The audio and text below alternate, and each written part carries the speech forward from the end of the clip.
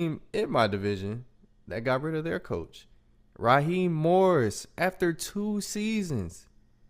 We Two all saw that coming, seasons. though. I think we all a little bit saw that coming. The writing was on I'm the wall. I'm sad, bro. I like Raheem Morris.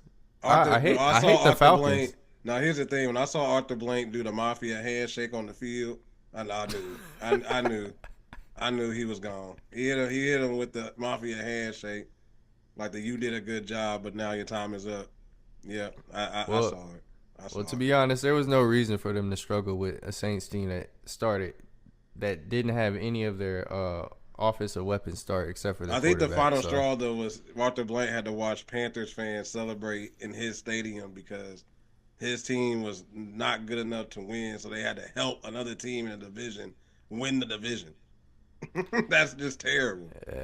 But egregious work, Raheem egregious. Morris, I never felt he got should have got the job in the first place. I felt like if you're gonna draft all those offensive weapons like they have early in the round, and then you go get Michael Penix and you spend all this money on Kirk Cousins, you have to maximize that offense. That offense has great weapons all around, and they don't utilize them the way they should have since the beginning.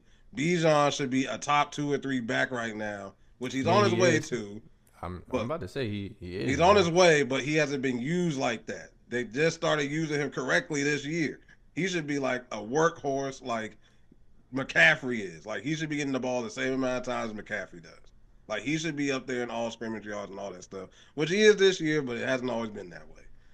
Drake London, really, you talk about all the time how he's underutilized. They Oh, drafted for a sure. tight end at number 4, who they barely used until like the later half of this year, and I'm sorry, you can't spend all that money on Kirk and then go get Penix and then think I'm just gonna get Raheem Morris. No, they should have got one of these young coaches like the Jacksonville coach. Like like this, you So can't you can't put all that capital into the offense and say we're gonna go defensive. I'm sorry. I get that Unless I you're get gonna go that get, standpoint. or I unless you're gonna go get a boy genius offensive coordinator, which they did not do that. So, because Kellen Moore was sitting right there, he goes in your division. You know, I don't know. so I didn't like what they did. So I have a perspective on why they went with Raheem Morris. So and I also don't want this if to you be an think back, indictment against Raheem Morris. I don't think he's a bad coach. I just didn't think he fit that situation. I just wanted to put that out there's lieutenants and then there's generals.